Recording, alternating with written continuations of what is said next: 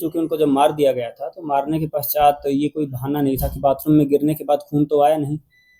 तो खून दिखाने के लिए कि खून आया था और बाथरूम में गिरी थी, तो उनकी जो लेडी की जो बॉडी है उस पे कुछ कट्स लगाए गए थे, सिर पे भी कुछ हल्की-फुल्की चोट मारी गई थी और वही खून से लदी जो चद्दर है उसको पुलिस के द्वारा सीज़ किया। ठीक है सर। देखिए 27 तारीख को रात को पुलिस को सूचना मिली थी कि एक लेडी है नाहिद परवीन, जिनकी डेथ हुई थी 24 तारीख को और उनको 24 तारीख की रात को उनकी डेथ की सूचना मिली थी और वो भी पड़ोसियों को सूचना मिली थी और उनके रिश्तेदारों को सूचना मिली थी और ये सूचना प्राप्त हुई थी कि नाहिद प्रवीण जो है वो 24 तारीख को रात को बाथरूम में फिसलने से गिर के उनकी डेथ हो गई है और ये उनकी जो बेटी है उन्होंने रिलेटिव्स को, पड़ोसियों को और बाकी लोगों को 24 तारीख की रात को ये सूचना दी। चूंकि इनका जो परिवार था वो गोरखपुर से आने में उसको टाइम लग गया, इसलिए 25 तारीख को डीप फ्रीजर में रखवाया गया बॉडी को और 26 तारीख की सुबह जो है परिवारजन के साथ सभी के द्वारा मिलके रिश्तेदार और जो भी परिवारजन है उनके द्वारा मिलके इनको दफना दिया गया 26 तारीख को मॉर्निंग में। 27 तारीख को रात को पुलिस को गुप्त सूचना प्राप्त हुई कि एक संदेहपूर्वक केस है जिसमें डाउटफुल लग रहा है, क्योंकि कुछ लोगों ने बताया कि जब उनको दफनाया जा रहा था तो उससे पहले जब लोगों ने उसकी बॉडी देखी तो हल्के-फुल्के इंजरी मार्क्स गले पर दिखे और कुछ इंजरी मार्क्स उसकी बॉडी पर दिखे थे।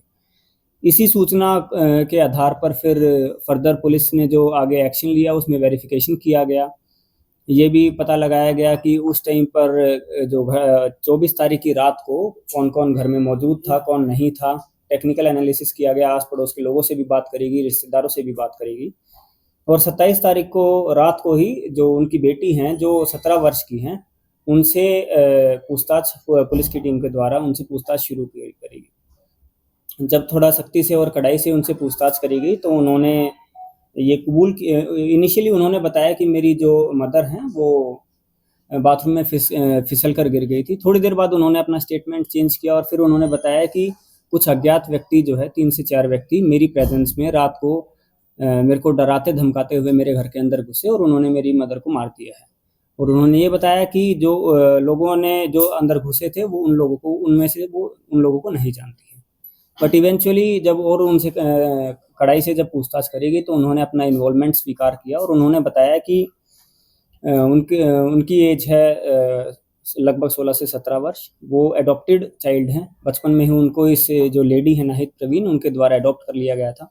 नाहिद प्रवीण जो विक्टिम है उनके हस्बैंड की डेथ 4 साल पहले हो चुकी थी और उन्होंने ये बताया कि उनका एक बॉयफ्रेंड है जिसका नाम है अरबाज़ खान। उन्होंने बताया कि उन्होंने अरबाज़ खान के साथ मिलके जो है अपनी मदर की जो है हत्या कर दी है और अरबाज़ खान के साथ उनके 3 साथी भी आए थे। 24 तारीख की रात को उन्होंने ही पूरा प्लान बनाया था, उन्होंने ही एंट्री करवाई थी बिल्डिंग में और उसके बाद उन्होंने तकिया से उनका सफोकेट करके उनको मार दिया गया उनके साथियों के द्वारा। रात को मारने के बाद घर पे उन्होंने खाना-वाना भी खाया है और उन्होंने ये भी बताया कि जो खून से लदी हुई चद्दर जो है, वो उन्होंने छुपा दी है बेड के नीचे। तो जितने भी जो प्रदर्श हैं उनको पुलिस के द्वारा रिकवर कर लिया गया है और इसमें जो लड़की हैं सिंस उनकी एज 18 से कम है तो उनको जुवेनाइल करेक्शनल होम भेजा जा रहा है और 2 अक्यूज़्ड को गया से गिरफ्तार किया गया है। समीर खान 20 वर्ष जो उनके प्रेमी के दोस्त हैं और जो उनके प्रेमी हैं अरबाज़ खान, इन दोनों को बिहार से रांची पुलिस के द्वारा गिरफ्तार कर आगे न्यायिक अभिरक्षा में भेजा जा रहा है। इसमें चूँकि जो लेडी हैं, जो विक्टिम है, उनके हस्बैंड पहले सरकारी नौकरी करते थे और डेथ के बाद उनका एक जो ग्रेच्युटी अमाउंट है वो उनको मिला था, कुछ लगभग 20 से 30 लाख या उससे भी ज़्यादा मिला था और साथ ही साथ उनकी मंथली पेंशन आती थी। तो ये जो चूँकि ये उनकी इकलौती बेटी थी, वो भी अडॉप्टेड, तो ये उनका अकाउंट का उसके पास काफ़ी आराम से एक्सेस था। ये काफ़ी खर्चा अपने बॉयफ्रेंड के ऊपर करती थी। बॉयफ्रेंड को एक्सपेंसिव गिफ्ट दिलवाती थी या फिर जितना भी उनका जो पेंशन अमाउंट था उसमें से भी खर्चा करती थी और जो ग्रेच्युटी या जो भी उसके खाते में जो पैसा मिला था उनकी डेथ के बाद, उससे भी ये खर्चा करती थी। तो रिसेंटली क्या हुआ था, रिसेंटली उसकी माँ एक तो दूसरी जगह शादी की इनकी प्लानिंग कर रही थी और उन्होंने रोक-टोक लगा दी थी कि मेरे अकाउंट से तुम ऐसे अननेसेसरी का खर्चा नहीं करोगे।